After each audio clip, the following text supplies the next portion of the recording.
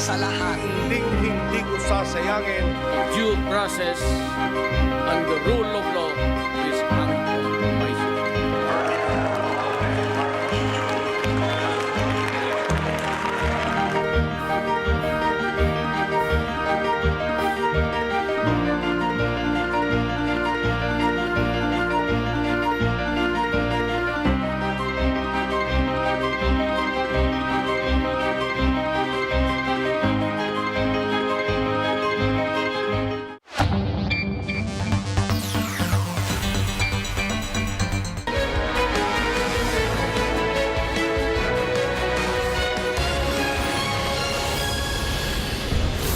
After 3.5 decades since the downfall of the late former President Ferdinand Marcos through a military-backed people power revolution, comes a new chapter for the nation.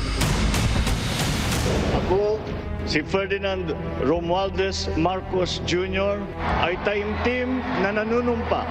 His son and namesake, Ferdinand Bongbong Marcos Jr., with a historic landslide victory in the elections, now brings the family back to power. I am here not to talk about the past. I am here to tell you about our future.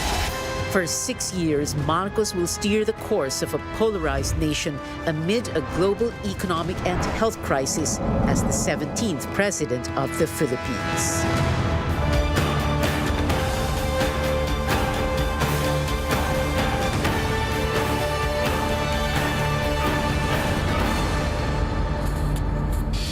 Good evening, I'm Pio Ontiveros. Welcome to a special edition of Newsnight, where we go above and beyond the headlines. The long road ahead begins for Bongbong Marcos as he is now officially the country's 17th president. The nation witnessed him take his oath of office in what was promised as a solemn and simple inauguration at the National Museum in Manila earlier today. Thousands of people attended, including his family, former presidents, cabinet members, other government officials, diplomats, foreign dignitaries, and supporters. This historic day signals the beginning of a new administration, with Marcos vowing to fix COVID-19 response shortcomings and address other pressing issues while repeating his call for unity. Let's look back at the highlights of today's inauguration. Our correspondent Rex Reed joins us live from the National Museum. Go ahead, Rex.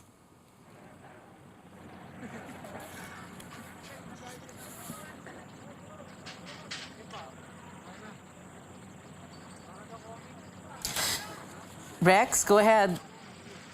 Well, despite the controversies, criticisms, and cases of disqualification that he faced in the last 10 months, not to mention the heated campaign season for the recently held national elections after he took his oath of office this lunchtime, he is now President Bongbong Marcos. Talaga ang aking sarili At itatalaga ang aking sarili sa paglilingkod sa bansa. sa paglilingkod sa bansa. Kasi hinawa ako ng Diyos. Kasinawan ako ng Diyos. Congratulations, Mr. Maraming President. salamat. It's history coming full circle. The Marcoses officially returned to Malacanang. 36 years had passed since Ferdinand E. Marcos was ousted by the People Power Revolution. Marcos and his family arrived at the National Museum to take his oath as president about half an hour before noontime.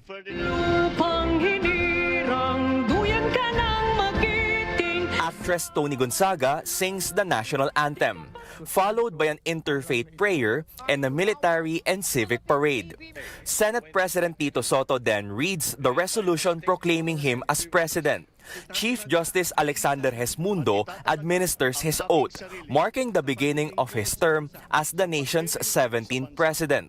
Pinakinggan ko ang tinig ninyo na ang sinisigaw ay pagkakaisa, pagkakaisa, pagkakaisa.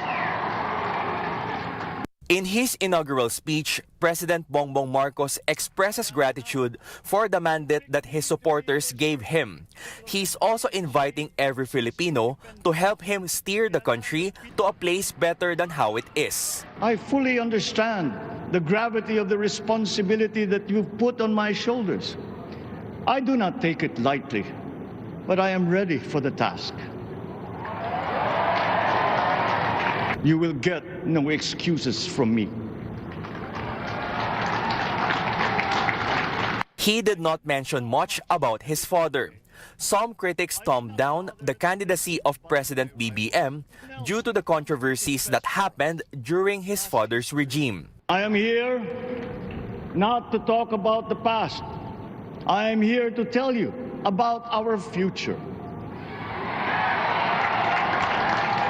He also discussed the challenges the country is facing, particularly in sectors of agriculture, energy, health, among others. President Marcos, however, has yet to appoint cabinet secretaries for some key departments. The new president also acknowledged his predecessor Rodrigo Duterte for his administration's achievements, especially on infrastructure. He vows to continue most of such projects and present a comprehensive infrastructure plan for the next 6 years. Never forget, we are Filipinos. One nation, one republic, indivisible.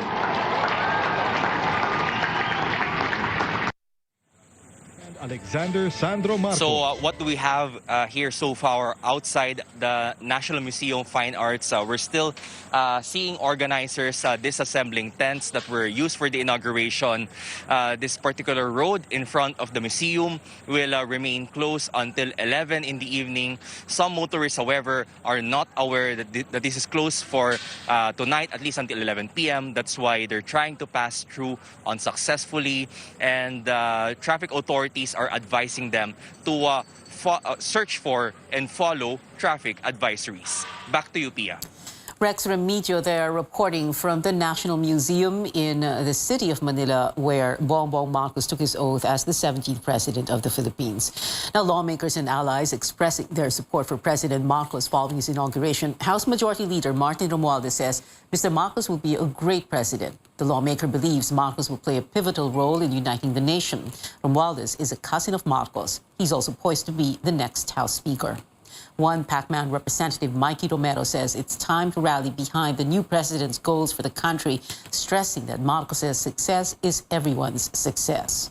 Senator Joel Villanueva, meanwhile, thanks Marcos for acknowledging the need to prioritize job creation, training, and fair wages. Villanueva vows to coordinate with Marcos' economic managers to address the needs of the labor sector. After over 3 decades since a peaceful revolution toppled the regime of the late former President Ferdinand Marcos, the Marcoses are back in Malacanang. Our AC Nichols joins us live. AC, what is the first thing Mr. Marcos did in the palace? Pia, as tradition dictates, President Bongbong Marcos Jr. in his first act as the country's new leader administers the oath of cabinet members and other appointed officials this afternoon. Now, there's something unique about it, as the president also administers the oath of his son, Sandro, as the elected 1st District Representative of Ilocos Norte, among other elected local officials from their home turf. Else will I be able to swear in as president our mayors, our congressmen, and our officials from Ilocos Norte. So sinabi ko kay Sandro, dalhin mo silang lahat dito kahit na papano para masabi ko naman na sinumpa ko ang aking anak na naging bagong congressman at lahat ng kasama natin dito sa Ilocos Norte.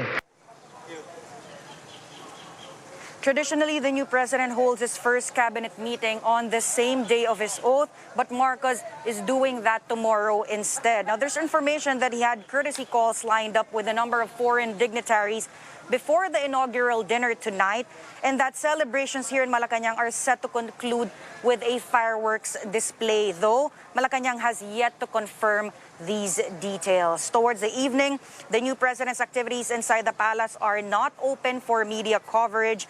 We are basically just monitoring developments from the Malacanang Press Working Area, which is a separate building within the Malacanang compound. Our movement, if we may say, is very limited due to tight security, but we're still trying to get more information from various sources, and we will share them with you as soon as we get them. Pia. Yeah, AC, before that oath-taking happened and with the other cabinet officials, tell us also about this, what we call the ceremonial possession of Malacanang, the moment when the new president ascends that famous staircase for the first time and what it means. Yes, from the National Museum at around 3:30, we saw the Marcos family, the new first family of the Philippines arrive here in Malacanang, and they were given arrival honors this time by the Presidential Security Group. This supposedly symbolizes that the PSG is now ready to protect the country's new first family. From there, actually, bigla nga silang inulan habang naglalakad pa lang sila dun sa main yard ng Malacanang Palace, umulan, and buti naman nabigyan sila agad ng umbrellas.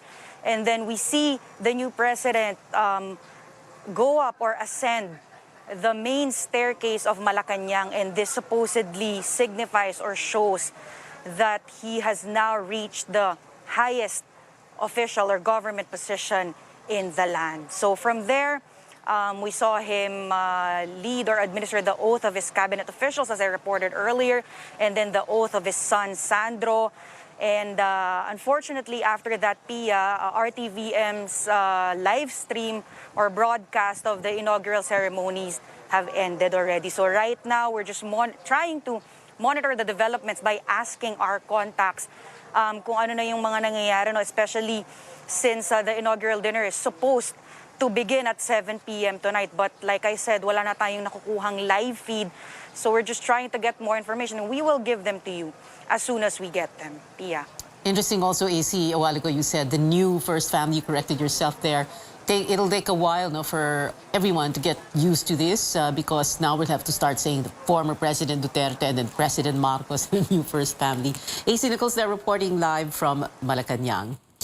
A new official portrait arrives in Malacanang as President Marcos begins his 6 years in office. This presidential painting was created by renowned artist Lulu Coching Rodriguez. It features Mr. Marcos in a barong with the Philippine flag behind him. Rodriguez also painted the portraits of former presidents Joseph Estrada, Fidel Ramos, and even the Aquinos, Cory and her son Noy Noy. President Marcos hits the ground running as he looks to continue the independent foreign policy of the Duterte administration. How will this approach be different, and how will the Philippines balance its relations in the next 6 years with two superpowers, the United States and China? Tristan Odalo reports.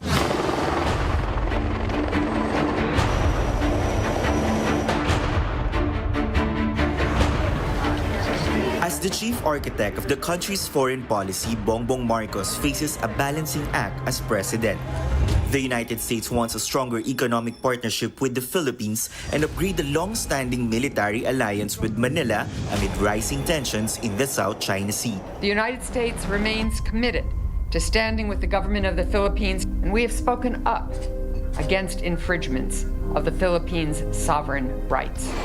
Both sides acknowledge the need to update the Mutual Defense Treaty and Visiting Forces Agreement.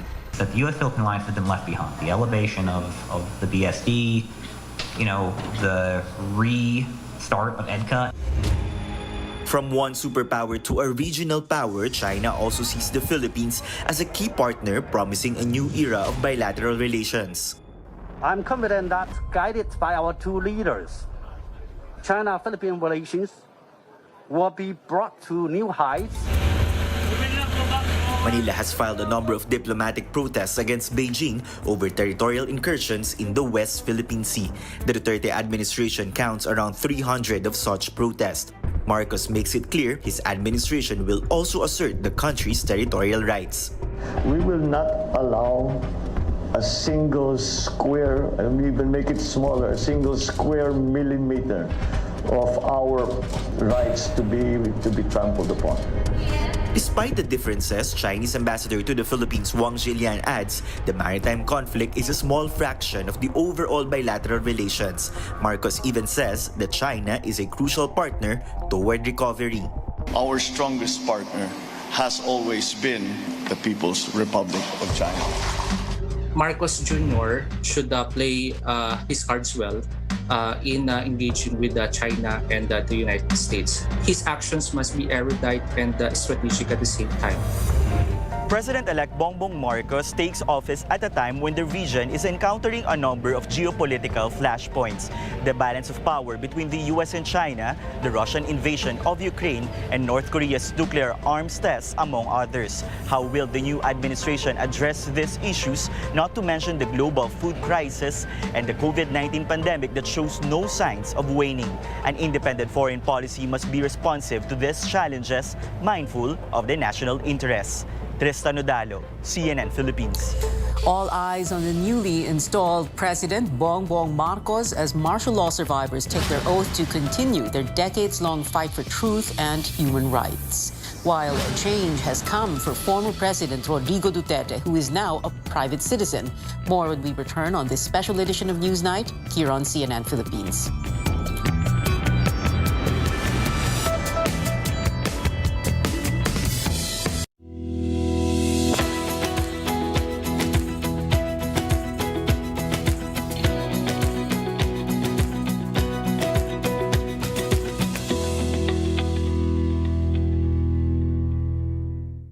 Exodus 18:21. But you choose from the people capable men, God-fearing men, men of truth, those who hate bribes, and put them over the people as rulers of thousands, rulers of hundreds, rulers of 50s, and rulers of 10s. Ang mabuting balita ay hatid sa inyo ng MX3. Kinto One, Toyota's global leasing service, gives you the freedom to move, to go where you want, the freedom to be productive, freedom to pursue your passion. Kinto One, powered by Toyota, lets you choose how you drive your life, giving you the freedom to enjoy what matters most. The freedom to drive worry-free is yours. Kinto One. Subscribe and drive. Sa dami ng taong nakalipas, salamat dahil hindi niyo kami iniwan. Dahil sa inyong tulong, mas naging maayos ang akala namin nakalimutan na. Basta't nariyan kayo, alam naming hindi mapapabayaan ang aming paghihirap para sa sarili, sa pamilya, sa kapwa, at sa bansa. Kampante kami, basta't kasama kayo.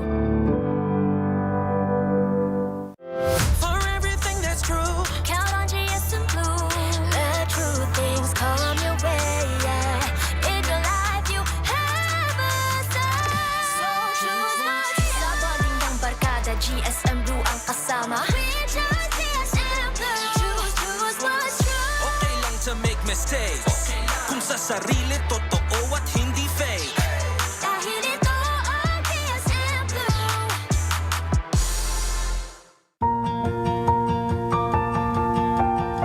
Sustainability, as defined officially, is addressing the needs of the present generation without compromising the needs of future generations. Urban expansion of Metro Manila, we cannot stop it anymore. But I wrote also in 1973, when I was a student, development is not worthy of a name unless spread evenly like butter. We should balance the development. I think San Miguel is doing patriotic and philanthropic infrastructure. So we are aligned in our love of our country.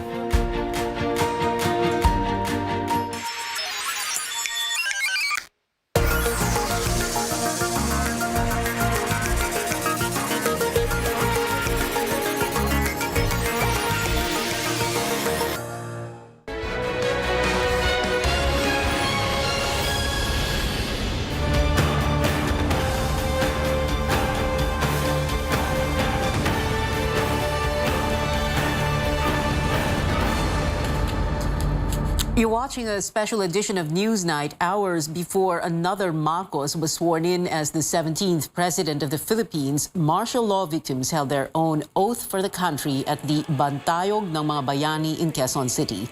Anjo Alimario tells us survivors made a promise not to let the horrors of the dictatorship be forgotten.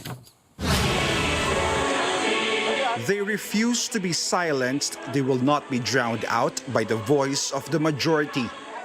Victims of martial law under the dictatorship of former President Ferdinand E. Marcos band together for panunumpa para sa bayan. Their stand is clear: guard the truth against tyranny, falsehoods, and trampling of people's rights and freedoms. Wasakin ang pambabaluktot at kasinungalingan na malawakang nilikha't pinakalat pabor sa kandidatura ni Ferdinand Marcos Jr. Thousands were killed, tortured, imprisoned, and went missing during the martial law era. The Marcos regime was eventually toppled by people power in 1986. 3 decades later, the Marcoses are back in Malacanang. Protesters say they are appalled how the Marcoses refuse to acknowledge what may be the darkest period in the country's modern history. The newly installed president previously said he has nothing to apologize for. Survivors admit they are a vanishing breed. That's why it's important for them to pass the torch of truth to the youth. Huwag na huwag baluktutin ang kasaysayan. Huwag na huwag kalimutan ang nakaraan at ipagpatuloy pa rin ang katotohanan para sa kalayaan. The younger generation is ready to take on the challenge. They feel that a bigger enemy now is disinformation. We learn from our past. We learn from yung mga mistakes na, 'di ba, na sana hindi na siya maulit muli. Seeing the Marcoses return to power is a nightmare, martial law victims point out. They warn that if such narrative and myth go unchallenged, no one will be left to tell their stories. I'm Johnny Marios, CNN Philippines. The fight also continues for protesters rejecting the new administration. Page of Air takes us to Quiapo in Manila, just a few kilometers away from the National Museum, where a number of groups took to the streets to protest the Marcos presidency. Not even the scorching heat and change of plans can stop protesters from making their voices heard on Inauguration Day. The rallies of progressive groups ended at the historic Plaza Miranda in Quiapo instead of the original venue, the Liwasang Bonifacio. Police earlier asked them to change location to avoid possible clashes with supporters of President Bongbong Marcos. While Marcos was taking his oath, the rally went on in Quiapo. Wala pong pagdiriwang sa atin ngayon. Pagluluksa meron. Among the groups that spearheaded the rally were Bayan, Kilusang Mayo Uno, the Alliance of Health Workers, Kilusang Magbubukid, and Transport Group Piston. Rejecting the return of a Marcos in power, martial law, and historical revisionism took the spotlight at the protest. Ngunit talagang ang mga nangbabaluktot ng kasaysayan ay walang pagkatuto sa kasaysayan. Ang paglaban ng mamamayan noong panahon ng martial law ni Marcos ay hindi nagmamaliw. They also laid down their pleas to the new government. First, address the rising prices of fuel products and basic goods. Increase the salaries of minimum wage workers. Better support our farmers and health workers. And defend human rights and press freedom. Hindi po pwedeng unity ang sagot sa nagtataas ng mga presyo. Kung meron man dapat unang executive order itong Pangulong ito, dapat may kinalaman sa ekonomiya. With former President Rodrigo Duterte now an ordinary citizen, the groups vowed to hold him accountable for all his previous actions. They ended their protests peacefully at around noon by claiming the fight for change and justice has just begun. We'll be watching and responding or reacting whenever the president of the government will take any pronouncement or he are ready to go protest at Easter today. Paige Javier, CNN Philippines. Supporters of President Marcos did not miss the chance to personally witness his inauguration. George Quiles reports thousands of them spent hours waiting at the Intramuros golf course just across the National Museum in Manila. As early as 5 in the morning, supporters of the newly inaugurated President Ferdinand Marcos Jr. gathered at the Intramuros Golf Course, a venue that can accommodate 300,000 people. Authorities say around 5,000 supporters arrived. Most of them were wearing red, the color associated with the Marcos family. While the golf course was big enough for them, some supporters were not satisfied. They also occupied Liwasang Bonifacio ahead of the scheduled protests there. This prompted various groups to push their rally farther from the inauguration site at Plaza Miranda in Quiapo. It was hot and sunny despite the anticipated rainy weather. During the inauguration proper, some of the supporters were not able to contain their emotions. Napakahalaga, sir. Kasi sir, sa abang panahon, nabigyan din po ng hustisya ang paggawa ng pag-apil sa pamilya Marcos po noong araw. Medyo natutuwa lang ako. Medyo nagagalak at natutuwa na halong emosyonal kaya napaiyak-iyak ako nun. Sobrang saya ko lang na siya yung naging Pangulo ngayon. The crowd cheered during the speech, especially when the president spoke of unity and having similar aspirations with the people. Amalia Mutiak came all the way from Lanao del Norte just to watch the inauguration. While it's not mentioned in the speech, Mutiak is hoping that the new president will focus on the welfare of Muslims, especially for those who lost their homes during the Marawi siege in 2017. Sana po ngayon, tutukan niya ang Marawi City para malaman niya at maibangon uli ang Marawi City sa aming kapwang mga Muslim. Dahil nasa ramdam ko ngayon sa Marawi ay hindi pa po sila nakabalik sa mga bahay-bahay nila. Supporters are optimistic the new administration will fulfill its campaign promises that Filipinos will rise through unity. George Cahiles, CNN Philippines. Celebrations were low-key and simple in President Marcos's hometown of Ilocos Norte, but supporters from other provinces went out of their way to mark Inauguration Day. Let's head over to Ilocos Norte with senior correspondent Lois Calderon. Ilocos has been known as Marcos country because for half a century, the Marcoses ruled this province as governor, congressman, and mayor, and now again as the highest leader of the land. But on this historic day, Batac, the hometown of the Marcoses, is quiet. True to form, Ilocanos made the celebration simple. The City Hall set up 2 big LED screens at Imelda Cultural Center, one of the landmarks of the town center. Together, barangay officials, City Hall employees, and supporters watched President-elect Bongbong Marcos take his oath at the nation's capital.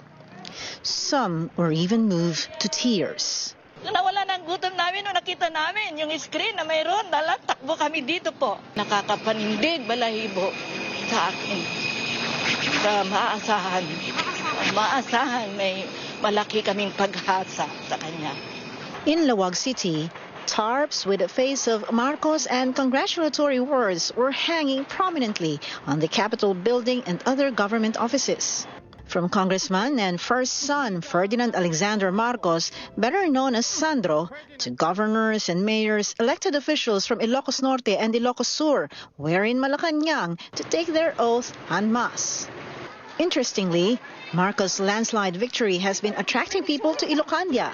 Former teacher Josephine Bustria of Pangasinan brought her entire family to Batac. This family traveled all the way from Davao City to Vigan in time for the inauguration.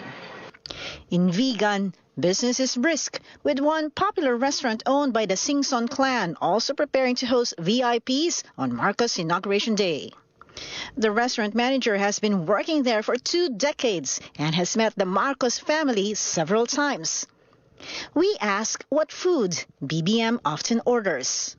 Pinakbet, longganisa, bagnet, ganyan po ang in-order nila noon nung pumupunta siya dito.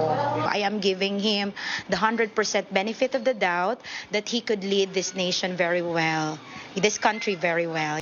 Authorities deployed police to secure Batac's landmarks, including the Marcos Museum, amid reports that vandals could make a scene in protest of Marcos's victory. Nonetheless, it was a peaceful day for most of Ilocandia. From Batac, Ilocos Norte, Lois Calderon, CNN, Philippines. Up ahead, Davao City is welcoming former President Duterte home after 6 years. We'll get details in his homecoming on the ground and find out what netizens are saying about today's inauguration. You're watching a special edition of Newsnight, where we go above and beyond the headlines.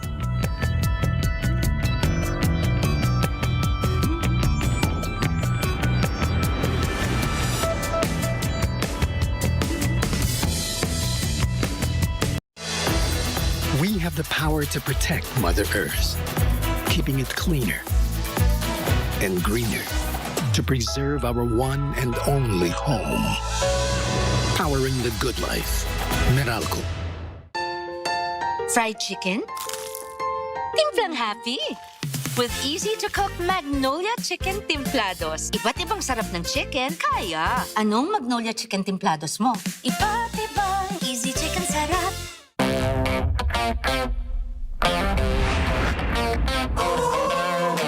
Eyes on me everywhere, but I still take the dare. My game is always fair. I will always be impossible to beat.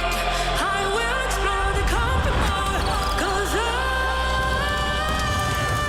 I'm a boomerang, I'm a boomerang, I'm a boomerang, I'm a boomerang.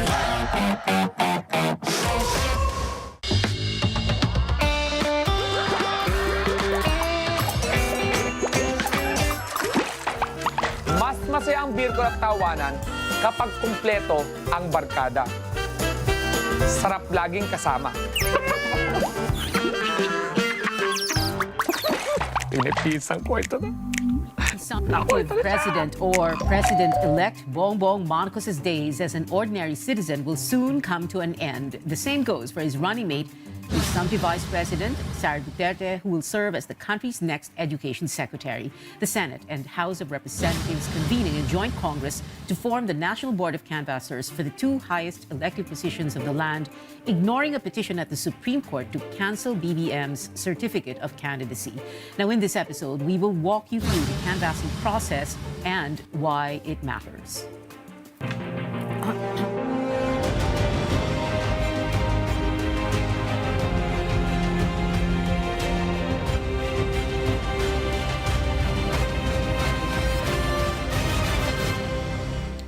Good evening. I'm Pia Ontiveros. Welcome to your weekly political appointment fix, politics as usual. Now, before we go to the canvassing, let's talk first to Cavite Representative Boying Remulla, who is a member of the House contingent to the Joint Canvassing Committee.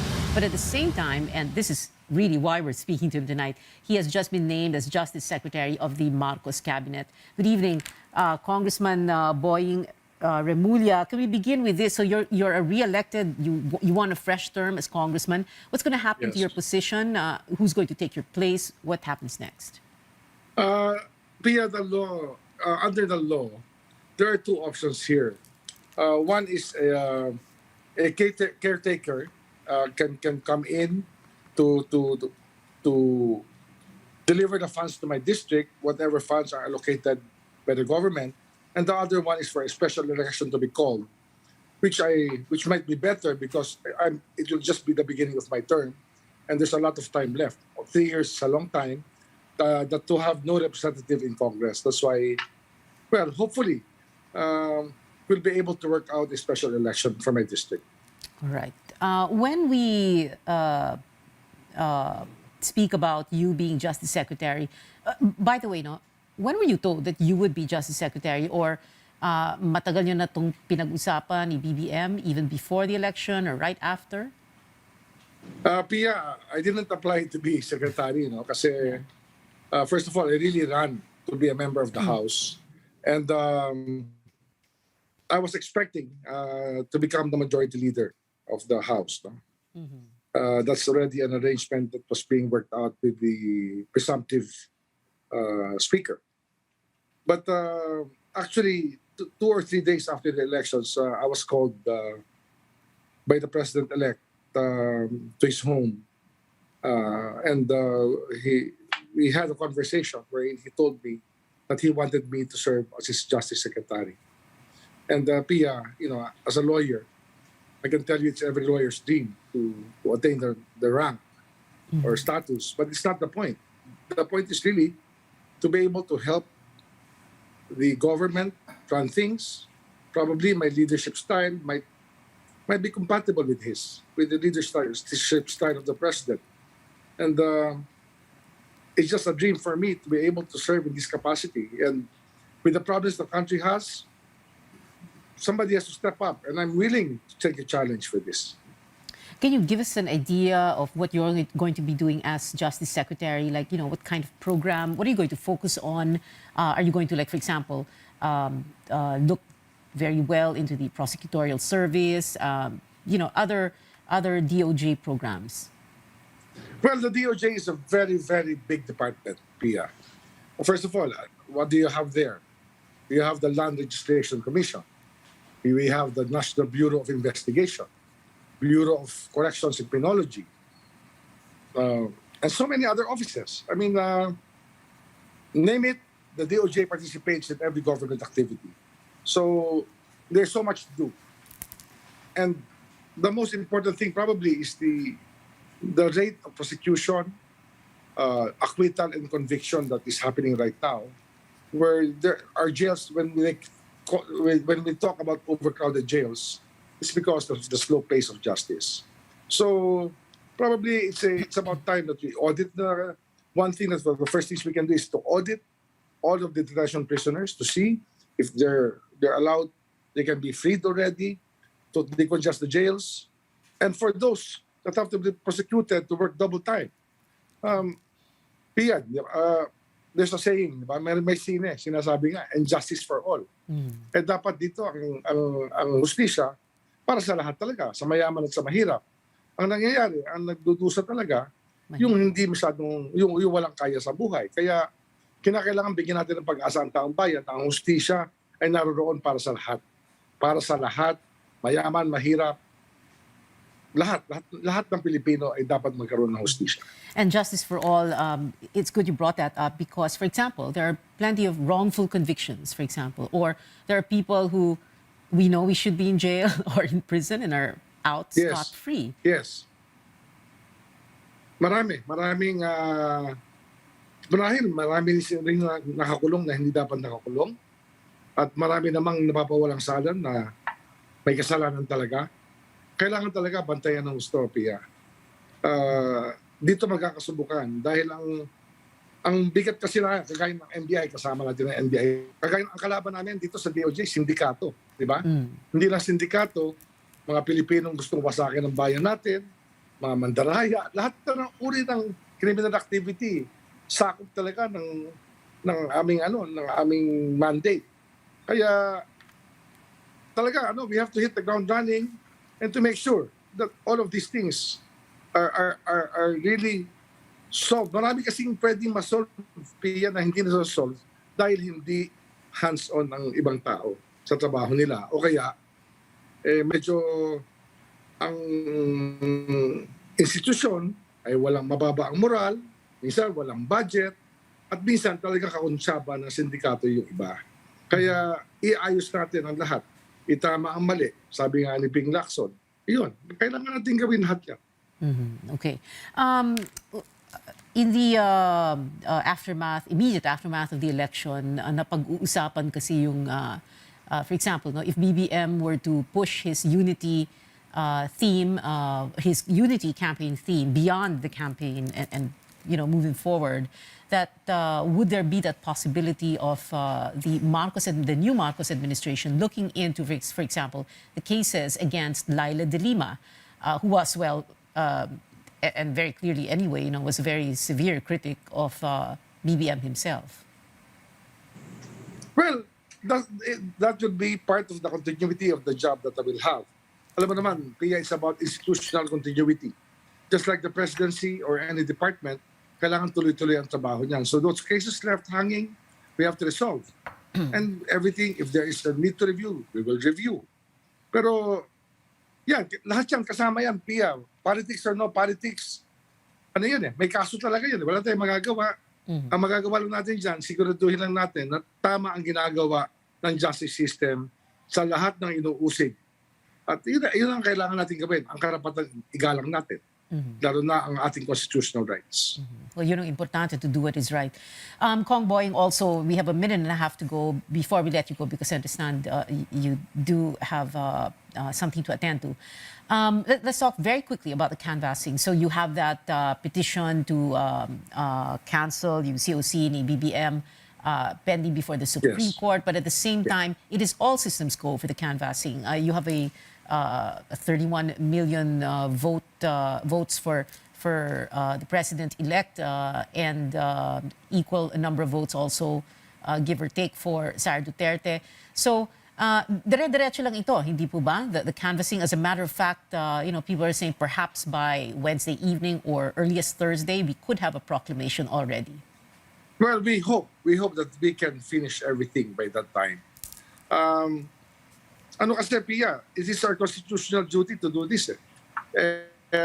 Hindi naman ito binigay sa Korte Suprema para i-desisyon kung sino magiging presidente ng Pilipinas, di ba? Ang saligang batas, sinabi, the National Board of Canvassers shall be constituted. Kaya gagawin lang namin ang aming tungkulin sa abot ng aming makakaya. Kaya lahat ng sistema ang ginawa namin ngayon dito sa House ay very transparent. And one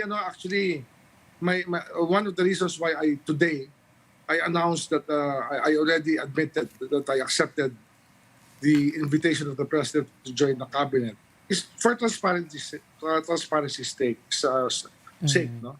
Kasi kasama ko sa Board of Canvassers, baka mamaya ito na naman, meron na namang alingangungaw. Ito, we're being transparent, Pia. Pero ito naman kasi, this was set up a long time ago under the leadership structure of the House, as it is under Speaker Velasco. Kasama talaga ako dyan sa listahan niya nung araw pa. But it's better that I disclose it prior to the canvassing para naman no one can say anything na. Diba? Well, there are 31 million votes for BBM. And lastly, final words from you. Ang ginawa namin dito, talaga in the spirit of transparency, there's a space for the lawyers, there's a space for the media, everything is being guarded bipartisanly. Kaya lahat ng pwedeng gawin nandiyan na. And then under the rules that we will adopt, talagang yung rulings nito will be both the Senate and the House will agree on the rulings. If there are objections, then they will be resolved accordingly under the rules that we will adopt. All right, final words.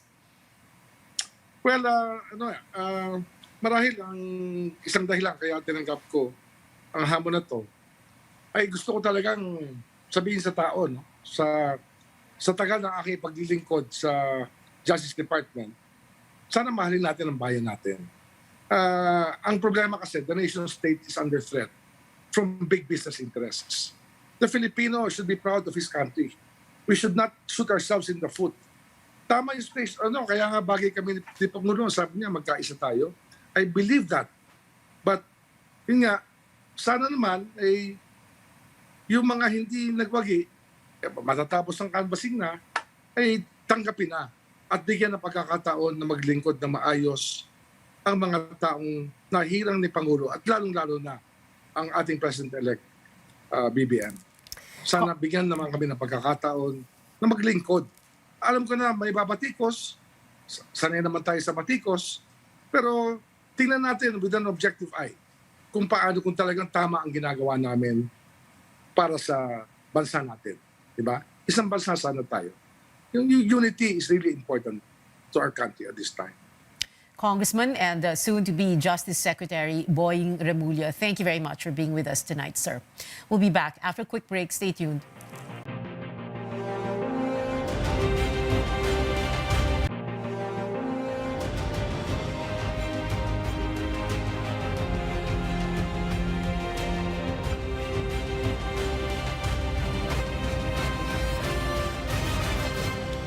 Welcome back. This is Politics as Usual. Expeditious, transparent, and credible. That is how House Speaker Lord Alan Velasco is describing what is expected to be the canvassing process for the 2022 presidential and vice presidential elections. Now, before we begin, here are the members of the House contingent to the Joint Canvassing Committee.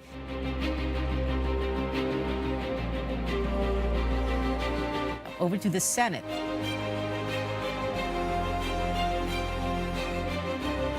And and the team that binds our lawmakers together. Senate Secretary Myra Marie, House Secretary General Mark Leandro Mendoza, and House Sergeant at Arms Brigadier General Rodelio Hoxon. Now, our guest is former Senate Secretary Lutgardo Barbo. Secretary Barbo was Senate Secretary when Nene Pimentel was Senate President. That was back in 1998 to 2001.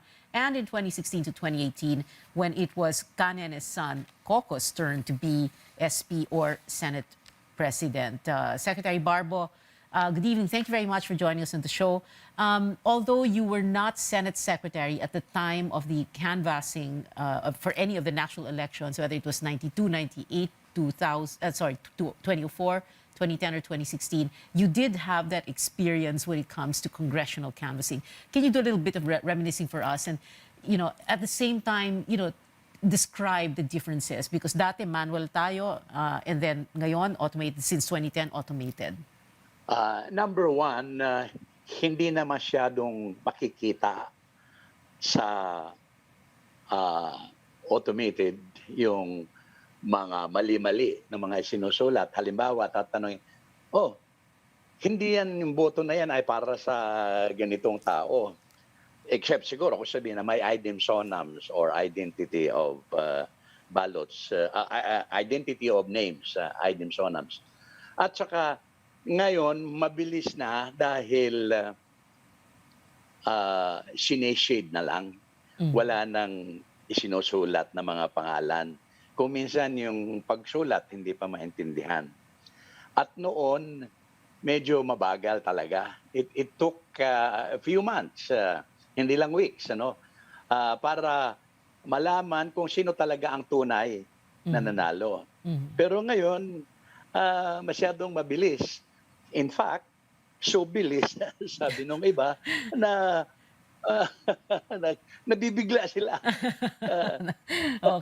Kanina nga kausap ko si Boying Remulla, sabi niya, dati nagre-reklamo tayo pag mabagal ang canvassing, ngayong mabilis. Yung canvassing o yung bilangan, nagre-reklamo din sa ano ba talaga. Pero I mean, napakalaking bagay na automated, hindi po ba, sir? Totoo. Totoo yan na siguro there can even be improvement of the automated, imbis na shading, kasi marami pang kwan dyan. Minsan hindi tinatanggap ng machine. Kung halimbawa, yung, alam mo, may mga matatanda na medyo gumagalaw-galaw na yung kamay, lumalabas na sa circle na isi-shade. At yun ay kino-consider ng machine na marked ballot at minsan hindi kinakount yan. Siguro yung iba dyan, yung kagaya sa Europe at saka sa Amerika, pinipindot na lang. Pindutan na lang. Parang ATM. ATM na lang. Parang ATM, oo. Ngayon, ang concern din naman dyan ng ibang tao, madali magkaroon ng corruption, especially yung mga naboto, nabili na boto. Yung both votes. Yung nabili na boto, both votes. And then, you can never erase suspicions. Some of the suspicions are reasonable, and some are totally baseless. But perhaps the prime consideration is the counting, and of course the vote honest, safe, and was it an exercise of sovereignty, not a prostituted vote as a result of bribe money, yung mga ganon. Okay. Well, Secretary, so when we say congressional canvassing, of course, hindi ang balota ang tinitingnan ng Senate and House in Joint Congress ng National Board of Canvassers, but yung mga certificates of canvass, and yun yung in-inspect, and yun yung nagiging basis ng congressional canvassing, no? When we think about that, what should people expect in the next few days? Pia, I think people should expect to find monotony in that because alam na nila kung sino ang nanalo. Yes. Alam na nila kung sino ang nakalalamang. In fact, alam na nila kung sino ang number 2, sino ang nag-number 3. Kasi sa COMELEC ay yan ay na hindi naman na-proclaim, ano? Yan ay na ano ba tawag yan? The COMELEC counted yun. Yes. Now, but the COMELEC has no authority to proclaim the presidential and the vice presidential. Hanggang senatorials lang sila. Because under the Constitution, kailangan ang the National Board of Canvassers, yung Senate at saka House, ang magpro-proclaim ng winning presidential at saka vice presidential So, candidate. Secretary, Kaya monotonous yan. Secretary Barbara, we're just going to have to take a very quick break.